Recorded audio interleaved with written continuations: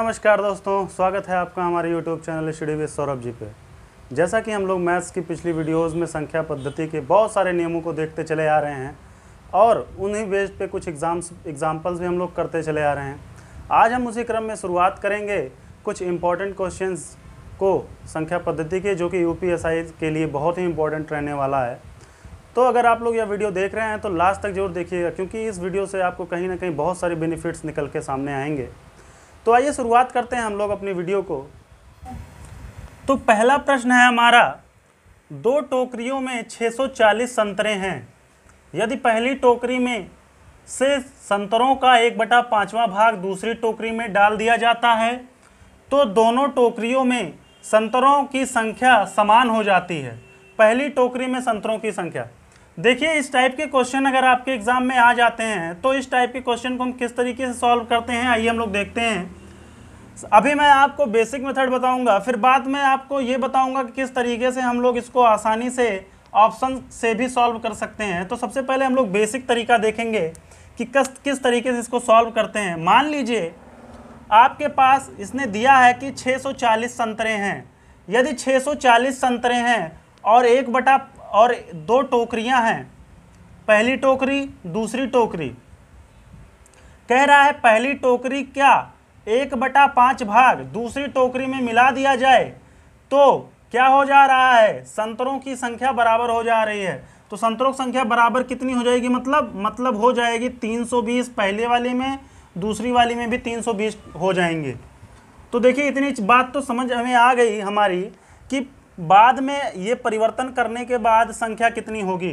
तो आइए देखते हैं किस तरीके से इसको सॉल्व करते हैं।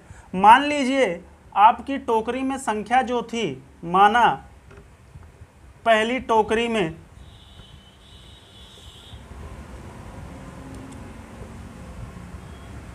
संतरों की संख्या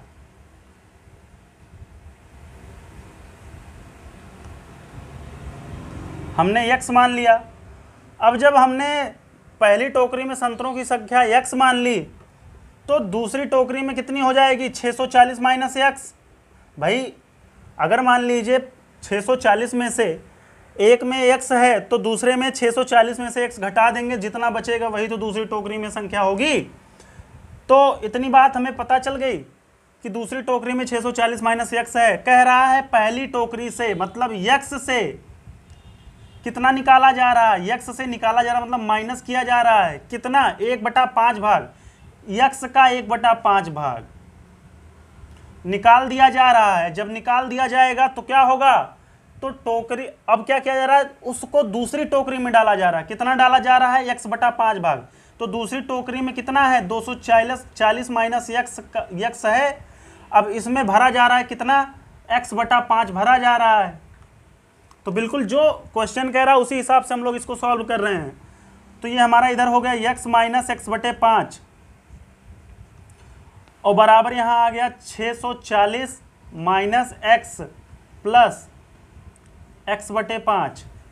अब देखिए हम लोग क्या करेंगे, इसको सॉल्व करेंगे, नीचे कैरी 1, तो ये हो जाएगा 5x माइनस x/5 और बराबर का निकल के आ जाएगा 640 माइनस x और प्लस x/5। अब देखिए क्या होगा, यहाँ हो जाएगा हमारा 4x/5 बराबर, यहाँ से हो जाएगा हमारा 640 माइनस x/5। अब यहाँ पर भी हम लोग एलसीएम ले लेते हैं, तो यहाँ पर भी हमारा एलसीएम 5 आ जाएगा और 640 गुणे 5 बराबर कितना हो जाएगा, 0 5 चौक 20 2 5 30 2 32, 3200 माइनस 5x प्लस x/5। तो यहाँ आ गया 4x/5। देखिए 5 से 5 कैंसिल हो गया। हम लोग इसको यहीं पे सॉल्व कर देते हैं। बचा कितना, 4x बराबर 3200 माइनस 5x प्लस x। तो देखिए 5x में से x माइनस हो गया, कितना बचा, 4x।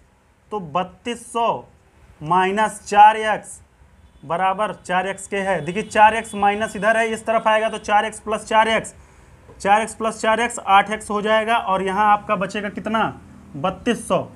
तो x की वैल्यू जो हमारी होगी वह हो जाएगी 3200 चूंकि यहाँ इधर भाग दे रहा है उस तरफ जाएगा बराबर के इस तरफ, तो गुणा कर रहा है इस तरफ तो उस तरफ जाएगा भाग करेगा।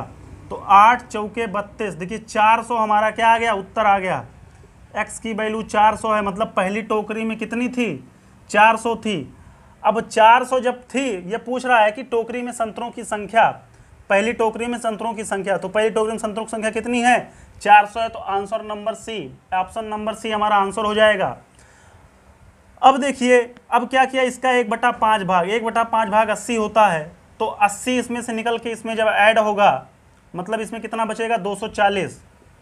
80 इसमें जुड़ेगा तो कितना हो जाएगा, 320, और 80 इसमें से निकल जाए तो कितना बचेगा, 320। तो देखिए इस प्रकार से हम इन क्वेश्चन को सॉल्व करते हैं। अब देखिए ये तो हो गया आपका लेंदी मेथड।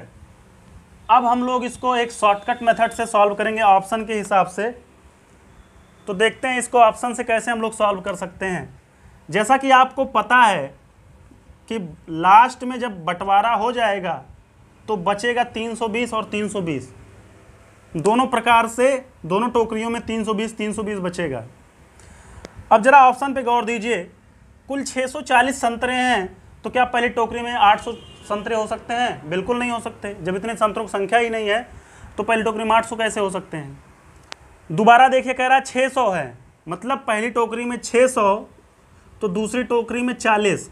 अब 600 का 1/5 निकालोगे आप तो 120 आएगा, और 120 इसमें ऐड करेंगे तो कितना हो जाएगा, 160, और 160 इधर होगा तो इधर बचेगा कितना, इधर बच जाएगा 580, सॉरी 480। तो कितना बचेगा, 480। तो जब 480 बचेगा तो क्या यह दोनों बराबर हैं, तो बिल्कुल बराबर नहीं है। तो हमारा 600 भी क्या हो गया, कैंसिल हो गया। अब हम लोग देखते हैं 300। अगर मान लीजिए पहली टोकरी में 300 है तो दूसरी टोकरी में 240 होगा, 340 होगा। अब इसका भी हम लोग करते हैं 1/5, 5 36 60 होता है, और यहाँ 400 हो जाएगा और यहाँ पे 240 हो जाएगा। तो बिल्कुल ये भी नहीं बन रहा है, दोनों बराबर नहीं हो रहे हैं, क्योंकि लास्ट में हमको क्या करना है, जब हम 1/5 भाग दूसरी वाले टोकरी में जमा करते हैं तो दोनों आपस में कितने हो जाएंगे, बराबर हो जाएंगे, और दोनों मिलकर कितने हो जाएंगे, 320। तो इस प्रकार अगर मान लीजिए 400 है तो 400 का 1/5 होता है 80। 80 400 में से माइनस करेंगे कितना होगा, 320, और 240 में हम लोग 80 जोड़ेंगे तो कितना हो जाएगा, 320। तो इस प्रकार हमारा देखिए क्वेश्चन सॉल्व हो गया। इस टाइप से हम लोग ऑप्शन से भी इस क्वेश्चन को सॉल्व कर सकते हैं, चाहे जितना बड़ा क्वेश्चन हो ऑप्शन को देख के हम लोग सॉल्व कर सकते हैं। जैसे डिमांड क्वेश्चन कर रहा हो उसी हिसाब से हम लोग इसको करते जाते हैं और हम लोग अपना आंसर पा लेते हैं। आइए देखते हैं हम लोग दूसरा क्वेश्चन। अगला प्रश्न देखिए, अगला प्रश्न कुछ इस प्रकार है। हमारा देखिए बोर्ड भर गया है, तो अगर आप एक बार इसका क्या करिए, स्क्रीनशॉट ले लीजिए, फिर स्क्रीनशॉट लेकर इसको करने का प्रयास करिएगा, फिर हम बताएंगे। तो स्क्रीनशॉट अगर आप ले लिए हैं तो हम चलते हैं आगे, प्रश्न को पढ़ते हैं, देखते हैं क्या कह रहा है। कह रहा है नाथू और बुचकू में से प्रत्येक के पास कुछ संतरे हैं। नाथू बुचकू से कहता है, यदि तुम अपने संतरों में से 10 संतरे मुझे दे दो तो तुम्हारे पास जितने संतरे शेष बच रहे हैं उससे 2 गुना संतरा मेरे पास हो जाएगा। फिर बुचकू उत्तर देता है, यदि तुम अपने संतरों में से 10 संतरे मुझे दे दो तो मेरे पास संतरों की वह संख्या हो जाएगी जो तुम्हारे पास शेष रह जाएगी। नाथू और बुचकू के पास क्रमशः संतरों की संख्या कितनी होगी। देखिए हमें बताना है नाथू के पास पहले कितना है, फिर उसके बाद बताना है बुचकू के पास संतरा कितना है। तो ये क्रम आपको याद करना बहुत ज़रूरी है। देखिए ये कोई बहुत ही भले लेंदी क्वेश्चन है, पर इस क्वेश्चन में कोई दम नहीं है। यह क्वेश्चन बहुत ही आसान है। इस क्वेश्चन को मैंने इसलिए ले लिया क्योंकि कभी कुछ ये ऐसे टाइप के क्वेश्चन जब एग्जाम में आ जाते हैं तो लोग घबरा जाते हैं और इस क्वेश्चन को सॉल्व नहीं करते हैं। मैं आपको इसको ऑप्शन से ही इसको करना सिखा दूंगा कि इसको ऑप्शन से कैसे कर सकते हैं आसानी से। तो देखिए सबसे पहले हमें 2 चीज़ें याद रखनी है। पहले क्वेश्चन में कह रहा है कि नाथू जब बुचकू से कहता है कि तुम भाई मुझे 10 संतरे दे दो, तो जब वो 10 संतरा दे देगा तो क्या होगा। तो 10 संतरा अगर बुचकू नाथू को देता है तो यहाँ लिख लीजिए, नाथू अगर बुचकू को 10 संतरे देता है, जब 10 संतरे देगा तो क्या होगा, जब 10 संतरे देगा तो जितने संतरे शेष बचे हैं, मतलब किसके पास, बुचकू के पास जितने संतरे शेष बचे हैं उससे दुगना संतरा इसके पास हो जाएगा। मान लीजिए इसके पास x हैं तो इसके पास कितना हो जाएगा, 2x हो जाएगा। अब ऐसे ही देखते हैं बुचकू क्या कहता है। तो बुचकू कहता है भैया नाथू अगर मुझे तुम संतरे 10 दे दो, तुम ही मुझे अगर 10 संतरे दे दो। अब देखिए नाथू से बुचकू 10 संतरे मांग रहा है। 10 संतरे अगर तुम मुझे दे दो तो क्या होगा, तो जितने तुम्हारे पास शेष बच रहे हैं वही उतना ही मेरे पास क्या हो जाएंगे, संतरे होंगे। तो मान लीजिए यहाँ पर इसके पास x बचेगा तो यहाँ पर भी x ही बचेगा। देखिए इसको आसानी से हम लोग ऑप्शन से कैसे सॉल्व करते हैं। मान लीजिए नाथू के पास 50 संतरे हैं, तो जब ये 10 संतरे इसको देगा, 50 संतरे मान लीजिए नाथू के पास हैं और 20 संतरे किसके पास हैं, बुचकू के पास। तो ये जब 10 संतरे इसको देगा तो अब यहाँ 40 बचेगा और यहाँ पर 30 हो जाएगा। कह रहा पहली कंडीशन कह रही है कि जो आपके पास जब नाथू संतरा देगा तो दूसरी कंडीशन हो जाएगी, दूसरी कंडीशन में दोनों संख्याएं बराबर होनी चाहिए। तो बराबर हैं, नहीं है, तो पहला ऑप्शन हमारा क्या हो जाएगा, गलत हो जाएगा। अब हम लोग देखते हैं तीसरा ऑप्शन। तीसरा ऑप्शन क्या कहता है, तीसरा ऑप्शन दिया है 20 और 40। तीसरा ऑप्शन हमारा दिया है 20 और 40। तो मान ली बराबर वाली केस हम लोग पहले फॉलो करते हैं। जब नाथू 10 संतरे इसको देगा तो ये 50 हो जाएगा और ये 10 हो जाएगा। देखिए यहाँ पर भी बराबर का केस नहीं आया, तो यह भी क्या हो गया क्वेश्चन, यह भी ऑप्शन सही नहीं है, मतलब ये हमारा आंसर नहीं होगा इस कंडीशन के हिसाब से।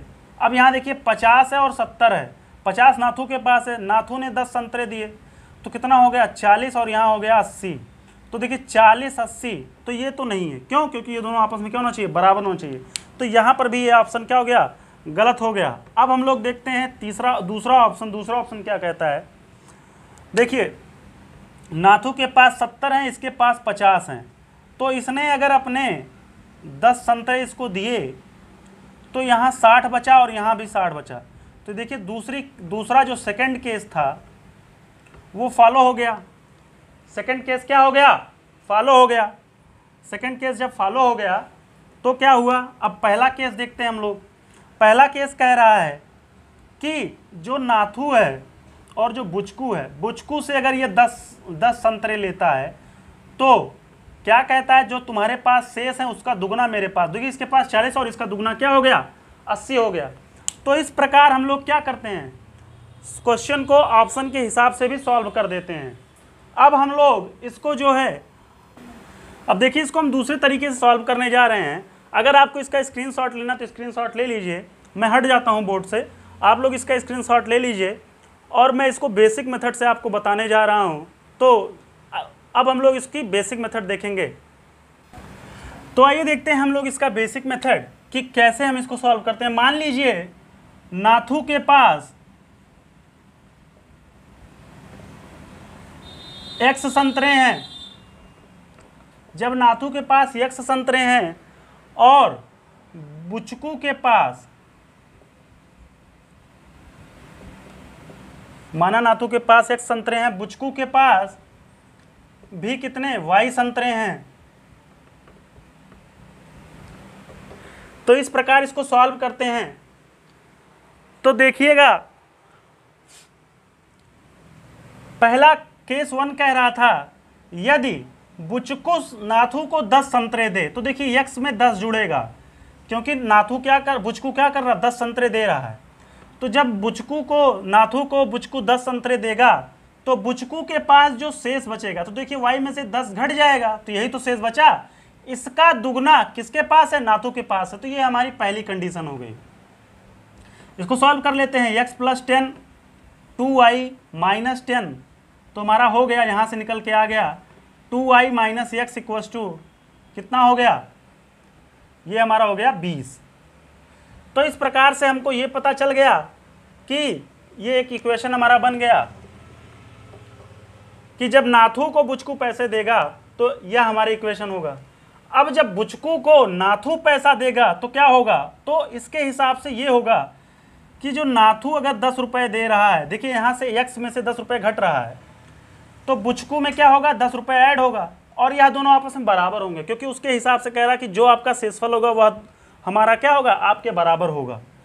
तो जब ये बराबर होगा इसको सॉल्व करते हैं, x minus 10 equal to Y plus 10।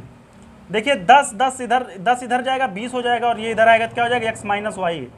तो x माइनस वाई कितना हो गया हमारा, x माइनस वाई हमारा 20 हो गया।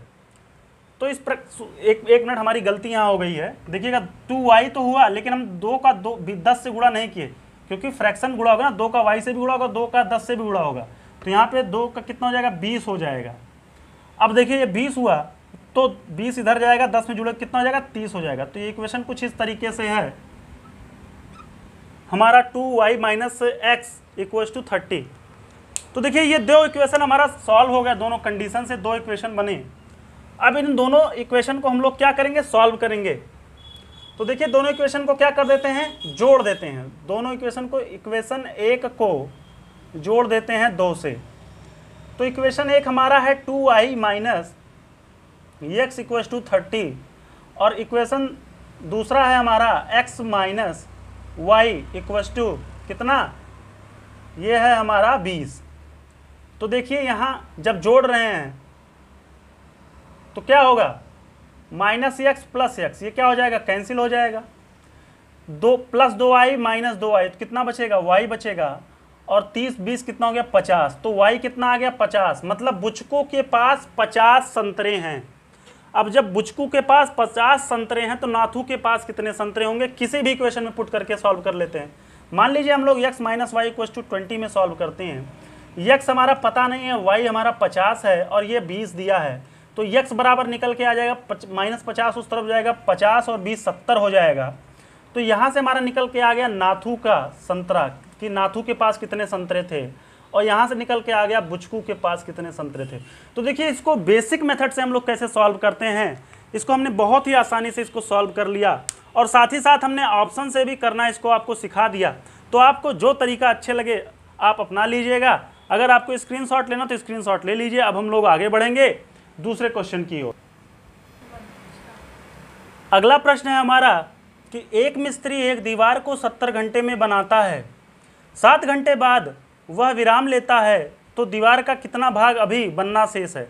तो देखिए यार बहुत ही आसान क्वेश्चन है, बहुत ही आसान क्वेश्चन है। यूनिटरी मेथड से इसे हम लोग सॉल्व कर सकते हैं, जिसे हम लोग एकाएकी नियम भी बोलते हैं। मान लीजिए एक दीवार जो बनती है वह 70 घंटे में बनती है, तो कह रहा है जब 70 घंटे में एक दीवार बन रही है तो हम लोग ये कह सकते हैं 7 घंटे में कितना दीवार बन रहा है, तो 7 घंटे में बचेगा, सॉरी 1 घंटे में निकाल लेते हैं हम लोग, पहले 1 घंटे में निकाल लेते हैं। 1 घंटे में हमारा हो जाएगा 1/70। इसको कुछ दूसरे तरीके से सॉल्व भी कर सकते थे हम लोग, लेकिन देखते हैं 1/70 दीवार अभी मतलब इतना भाग बन चुका है, 1/70 भाग बन चुका है 1 घंटे में। तो 7 घंटे में तो हम लोग 7 से गुणा कर देंगे। जब 7 घंटे में निकालना होगा तो हम लोग 7 से गुणा कर देंगे। तो 7 घंटे में जो दीवार हमारी बनेगी वो बनेगी 7/70। 7 को भाग देंगे 70 से कितना आएगा 1/10, और 1/10 का मतलब हो गया 0.1, मतलब 7 घंटे में 0.1 दीवार, मतलब 1/10 दीवार बन चुकी होगी। हमें क्वेश्चन में पूछ रहा है कि कितना भाग अभी बाकी है। तो देखिए पूरी दीवार कितनी है, 1 है। अब 1 में से कितना बन गया है, 0.1 बन गया है, तो बचा कितना 0.9। तो इस प्रकार से ए ऑप्शन हमारा सही हो जाएगा। तो 0.9 दीवार बनना बाकी है। इसको हम कह सकते हैं 9/10 दीवार बाकी है। अगर 1/10 बन चुका है तो 9/10 बनना भी बाकी है। या आप रेशियो में भी इस तरीके से क्वेश्चन पूछा जाए। देखिए बहुत ही आसान क्वेश्चन था। अब हम लोग देखेंगे अगला क्वेश्चन। तो आइए देखते हैं अगला क्वेश्चन। अगला प्रश्न है हमारा, एक आदमी के पास कुछ मुर्गियां और कुछ गायें हैं। यदि मुर्गियों और गायों के सिरों की कुल संख्या 50 है और मुर्गियों एवं गायों के पैरों की संख्या 142 है, तो गायों की संख्या कितनी होगी। ऑप्शन दिया है 21, 25, 27, 29। तो देखिए इसके लिए एक हमारे पास फार्मूला होता है, और वो फार्मूला होता है 4 लेग एनिमल के लिए। 4 पैरों वाले जानवर के लिए होता है, जो है पैर को 2 से भाग देते हैं और माइनस कर देते हैं सिरों की संख्या से। तो इस प्रकार से हम लोग इसको फार्मूले का प्रयोग करेंगे तो हमारा 4 पैरों वाले जानवर का आंसर आ जाएगा। तो देखिए गाय के 4 पैर होते हैं और मुर्गी के 2 पैर होते हैं। तो इस प्रकार से गाय की संख्या हमें निकालनी है। तो इस प्रकार से हम 4 पैरों वाले जानवर का जो है पैरों की संख्या या संख्या ज्ञात कर सकते हैं। 4 पैरों वाले जानवरों की संख्या ज्ञात कर सकते हैं। तो देखिए पैरों की संख्या दी गई है 142। 142 को 2 से भाग देंगे और सिर की संख्या कितनी है, 50 से माइनस करेंगे तो देखिए कितना आएगा, 71 में से 50 माइनस हुआ तो हमारा आंसर आ गया 21। तो देखिए इस फार्मूले के माध्यम से कितनी आसानी से हम लोगों ने अपना उत्तर प्राप्त कर लिया कि 4 पैरों वाले जानवरों की संख्या कितनी है, 21 है। अर्थात गाय की संख्या कितनी है, 21 है। अब यही पूछ ले अगर मुर्गी की संख्या कितनी है, तो कुल 50 सिर हैं। 50 सिर मतलब 50 जानवर हैं। और जब 50 जानवर हैं तो 50 जानवर में हमें 4 पैरों वाले जानवर की संख्या 21 मिल गई। तो मुर्गियों की संख्या हमें ज्ञात करनी है। तो 50 में से 21 माइनस करेंगे तो कितना आ जाएगा, हमारा आ जाएगा 29। 29 हमारी क्या है, मुर्गियों की संख्या है। अब जब मुर्गियों की संख्या हमें मिल गई तो अब आसानी से हम लोग ये ज्ञात कर सकते हैं कि मुर्गी इस पैरों में किसके किसके कितने पैर थे। तो ये तो था फार्मूले के हिसाब से। अब हम लोग इस स्ट्रक्चर के हिसाब से भी कैसे सॉल्व करते हैं, इस क्वेश्चन को बेसिक मेथड से कैसे सॉल्व करते हैं, आइए देखते हैं। मान लीजिए मुर्गी की संख्या x है, मुर्गियों की संख्या कितनी है, x है।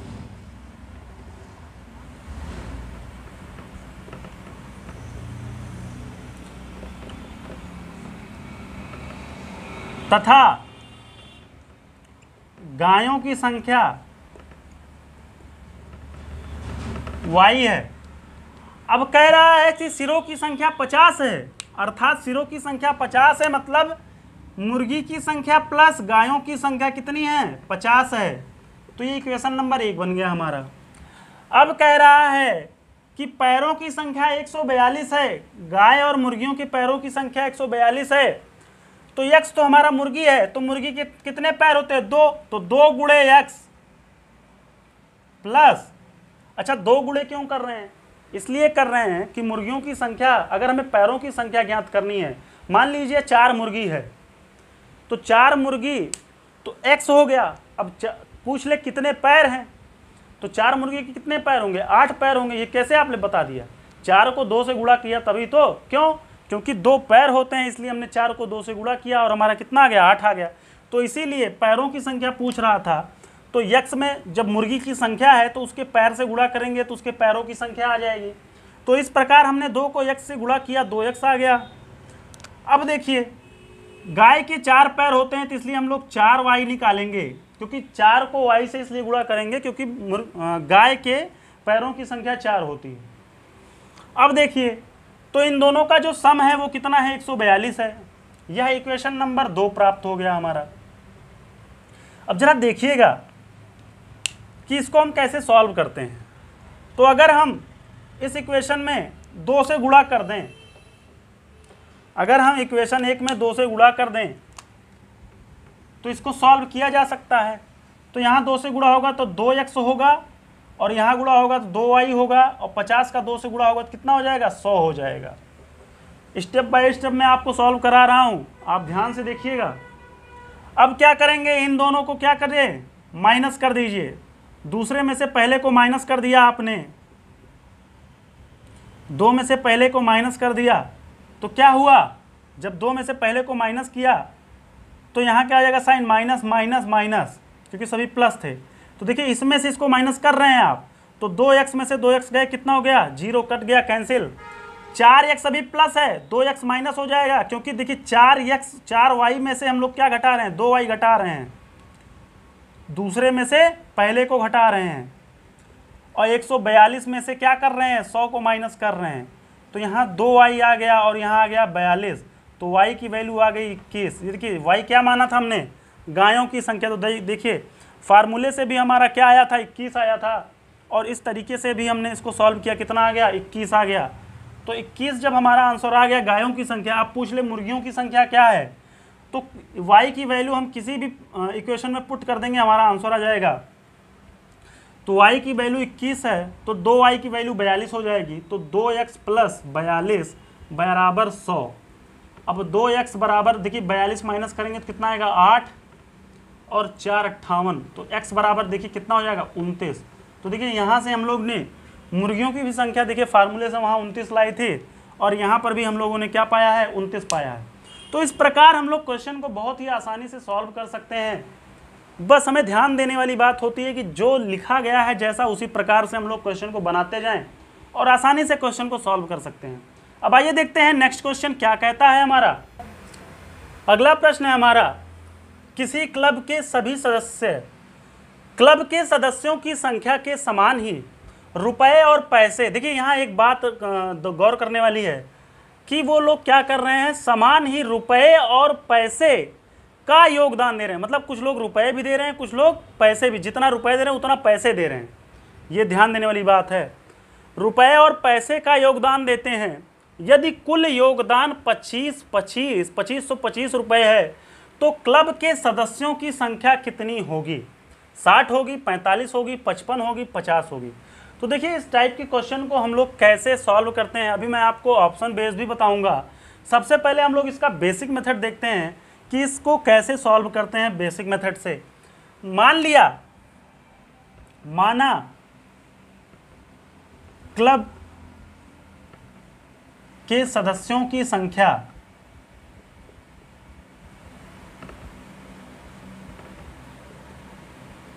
ये जो संख्या है ना वह x मान ली।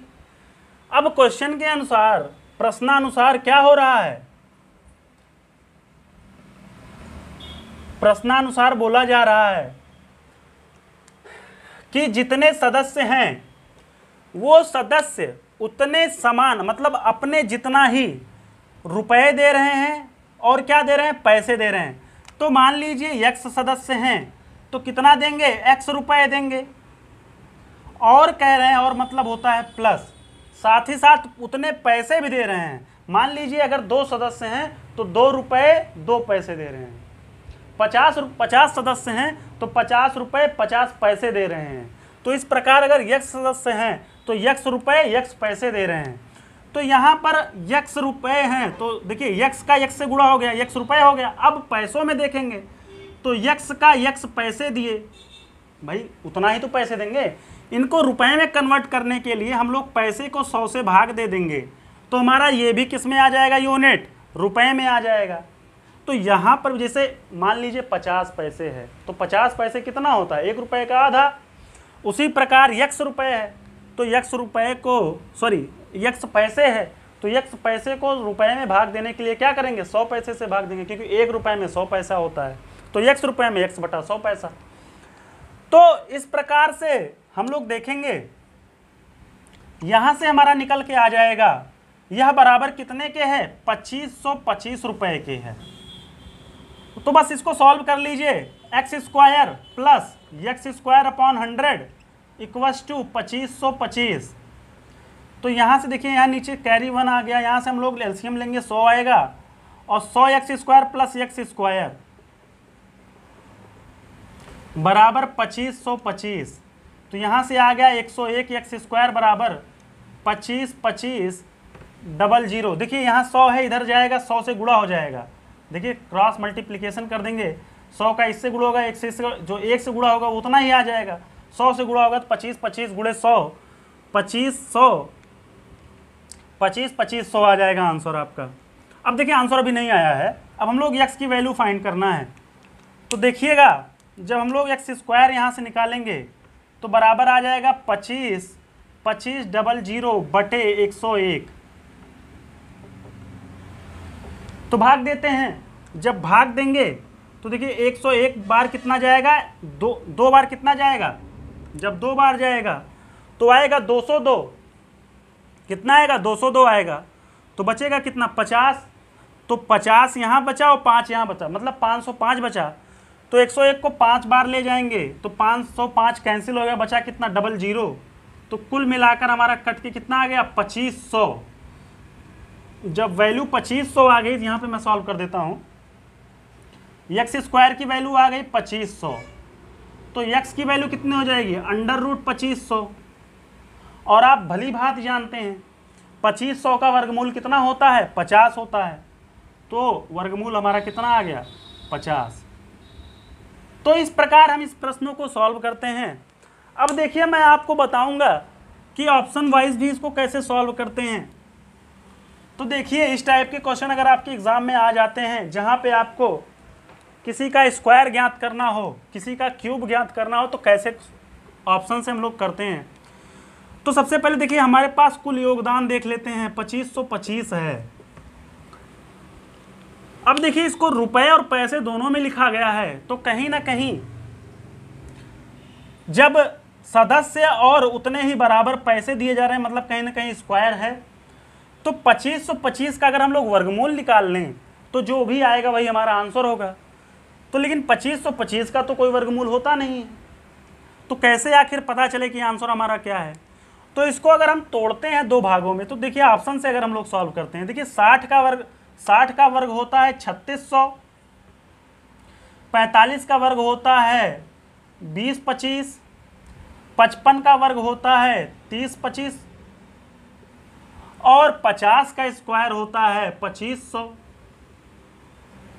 50 का स्क्वायर होता है 2500, लेकिन इसमें क्या जुड़ा हुआ है 25 पैसे भी जुड़े हुए हैं, अर्थात 25 का जब हम लोग 100 से, जैसे 50 है तो 50 का क्या करेंगे, 50 पैसे भी जुड़े हुए हैं, 50 गुणे 50/100, तो 0 0 कैंसिल, कितना आ गया 25 आ गया, अर्थात ये भी इसमें जुड़ेगा, तो 25 हमारा आंसर आ जाएगा। देखिए साफ साफ यहाँ आ गया, कितना आ गया 25।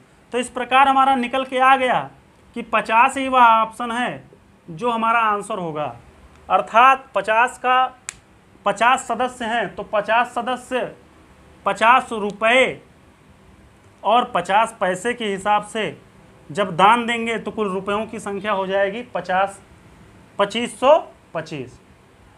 तो इस टाइप के क्वेश्चन हम लोग बहुत ही आसानी से सॉल्व कर सकते हैं। अब आइए देखते हैं अगला क्वेश्चन क्या कहता है। कभी कभी एग्जाम में कुछ कंडीशन बेस्ड भी क्वेश्चन पूछे जाते हैं।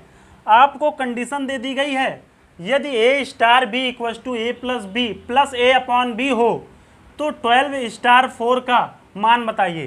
तो कुछ नहीं करना है, बस इसी कंडीशन को हम इस क्वेश्चन पे अप्लाई कर देंगे तो हमारा आंसर आ जाएगा।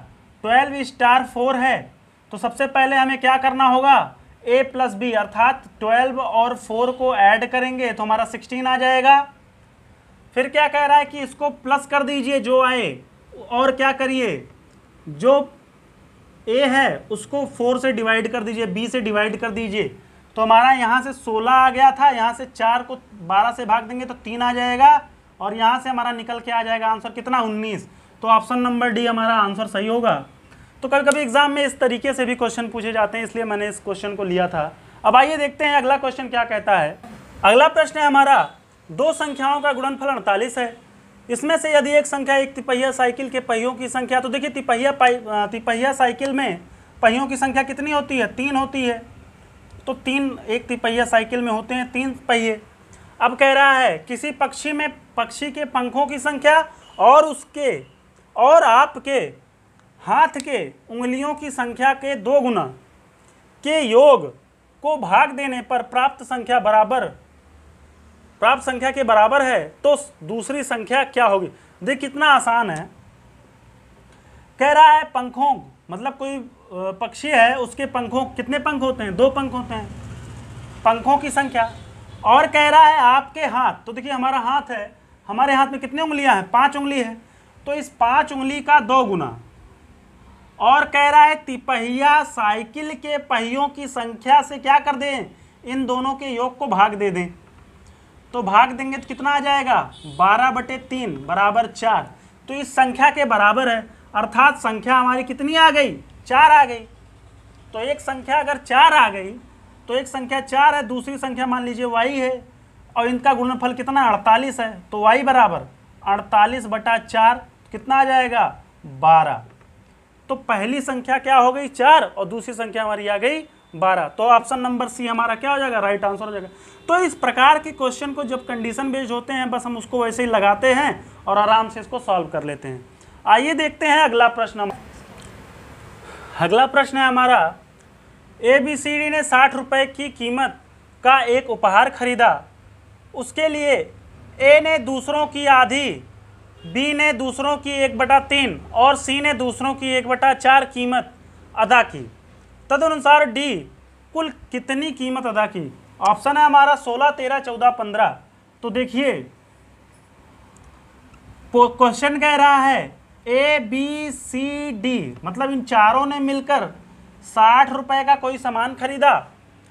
अब जब 60 रुपए का कोई सामान खरीद लिया है उन लोगों ने, तो क्या हुआ, कह रहा है जो A है वह आधी कीमत मतलब 1/2 कीमत क्या किया, A ने दूसरों की आधी मतलब BCD का आधा, मतलब जितना पैसा BCD ने लगाया था उसका आधा पैसे का सामान खरीदा। अब देखिए यहां से हम लोग निकाल लेते हैं BCD बराबर क्या होता है, B + C + D बराबर होता है 60 माइनस A। तो देखिए हम लोग क्या करते हैं, इस इक्वेशन से ही हम लोग इसको सॉल्व कर रहे हैं। तो BCD बराबर देखिए A+ है, उधर क्या हो जाएगा 60 माइनस A हो जाएगा। तो A की वैल्यू हो जाएगी, BCD की जगह हम लोग लिख सकते हैं 60 माइनस A बटे 2। तो यहाँ से आ गया 2A बराबर 60 माइनस A। तो हमारा निकल के आ गया, देखिए माइनस A इधर आ जाएगा तो कितना हो जाएगा 2A + 3A प्लस A। तो 2A + A कितना हो जाएगा 3A और 3A बराबर कितना हो जाएगा 60। तो A की वैल्यू हमारी निकल के आ जाएगी कितनी 20। तो यहाँ से A की वैल्यू 20 आ गई। तो अब देखिए इसी प्रकार अब हम लोग देखते हैं कि अगला क्या कह रहा है, कह रहा B ने दूसरों की 1/3 मतलब देखिए B, यहां देख लेते हैं हम लोग, B ने क्या किया दूसरों की मतलब किसके किसके A + C + D का 1/3 मतलब बटे 3 पैसा खर्च किया। तो देखिए यहां से हम लोग निकाल देते हैं ACD बराबर क्या, B बराबर क्या होगा, तो B बराबर ACD बराबर होगा 60 माइनस B।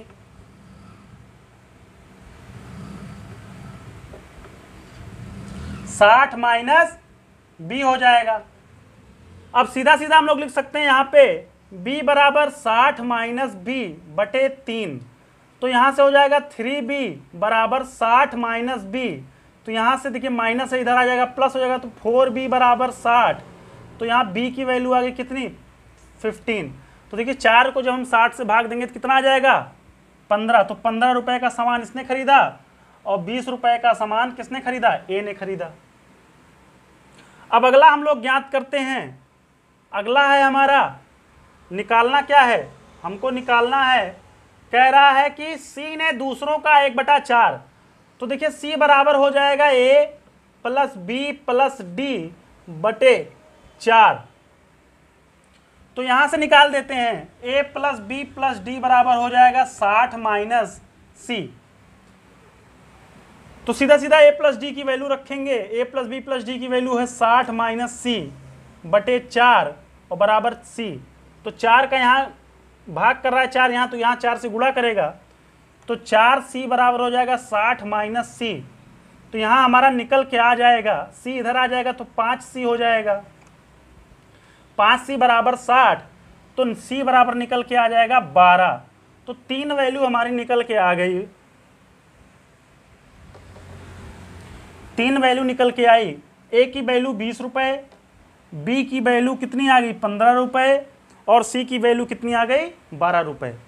अब D की वैल्यू पूछ रहा है, तो देखिए यहाँ से हम लोग ज्ञात कर सकते हैं A + B + C + D बराबर 60 रुपए है। A की वैल्यू है 20, B की वैल्यू है 15 और C की वैल्यू निकल के आई है 12 और प्लस D की वैल्यू हमें पता करनी है। तो 20 15 35 और 35 2 37 और 10 47। तो 47 प्लस डी बराबर 60। तो यहाँ से हमारी वैल्यू निकल के आ जाएगी डी बराबर 60 माइनस 47, और 47 जब 60 में 47 माइनस करेंगे तो हमारा निकल के आ जाएगा 13। तो 13 जो है आंसर हमारा सही है, ऑप्शन नंबर बी। तो देखिए कितनी आसानी से हम लोग जैसा जैसा कहता गया हम उसको ऐसे ही सॉल्व करते गए और हमने इसका आंसर पा लिया। आइए देखते हैं हम लोग अगला प्रश्न क्या है। अगला प्रश्न दिया है 49 की पावर 56 माइनस 1 संख्या किस संख्या से विभाज्य है। ऑप्शन दिया है 47, 48, 49, 50। तो देखिए इस प्रकार के प्रश्नों को सॉल्व करने के लिए सबसे पहले आपको एक नियम मैंने बताया है, आप चाहें तो उस वीडियो को देख सकते हैं। नंबर सिस्टम की पिछली वीडियोस में ये सारे रूल्स आपने पढ़े हैं। वह रूल है हमारा, अगर आपके पास x की पावर n हो और माइनस y की पावर n हो तो यह संख्या सदैव x माइनस 1 से क्या होगी, विभाज्य होगी। यह रूल आपने पढ़ा है। तो देखिए हमारा अब इस फॉर्म में तो दिया नहीं है, पर देखिए इस फॉर्म में हम लोग बना सकते हैं।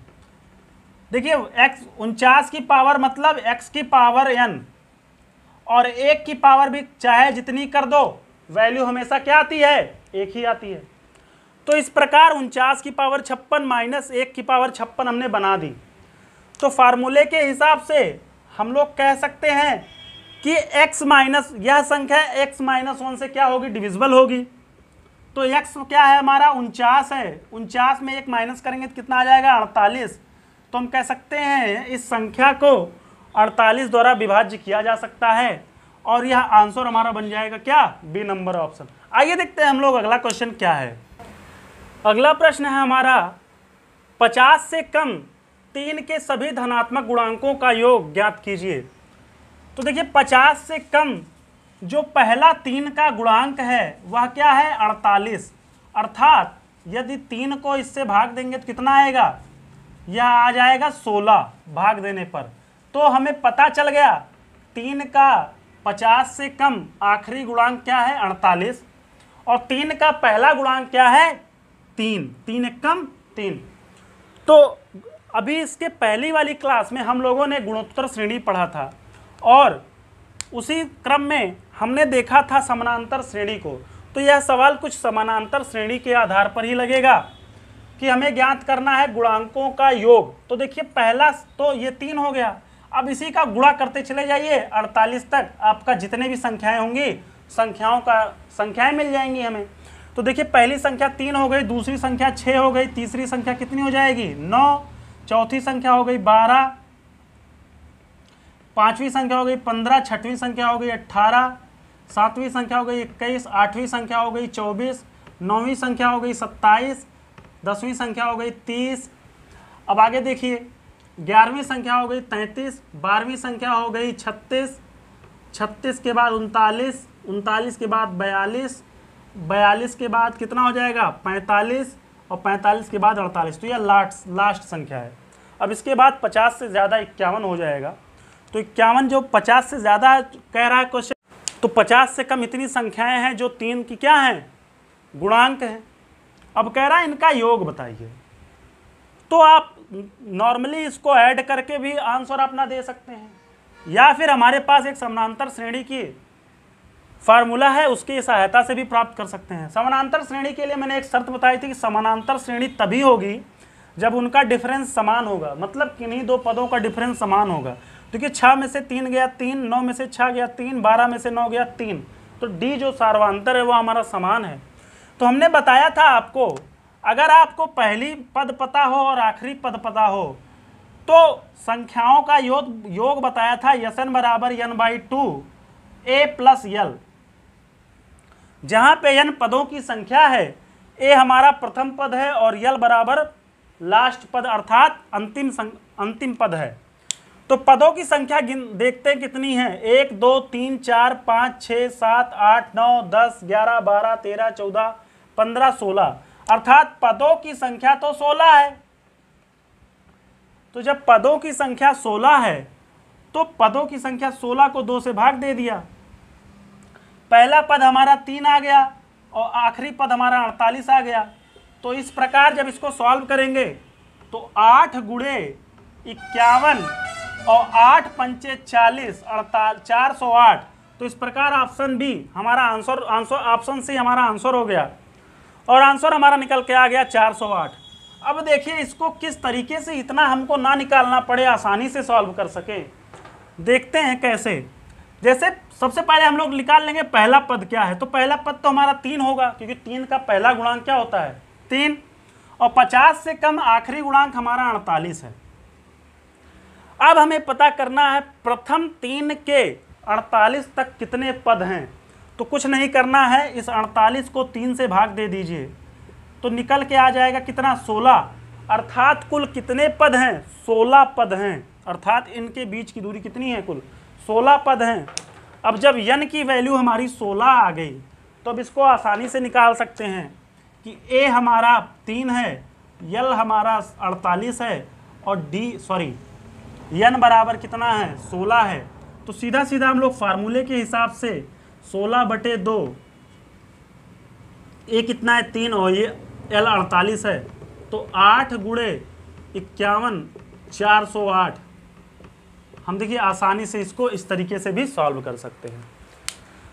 तो यह भी कुछ प्रश्न थे जिसको हम लोगों ने आज सॉल्व किया। आज का सेशन यहीं पे समाप्त करते हैं। हमें उम्मीद है कि आपको यह वीडियो पसंद आई होगी। अगर आपको यह वीडियो पसंद आई है तो इस वीडियो को लाइक करें, हमारे चैनल को सब्सक्राइब करें और ज़्यादा से ज़्यादा लोगों में इस वीडियो को शेयर करें। आज के लिए बस इतना ही। धन्यवाद।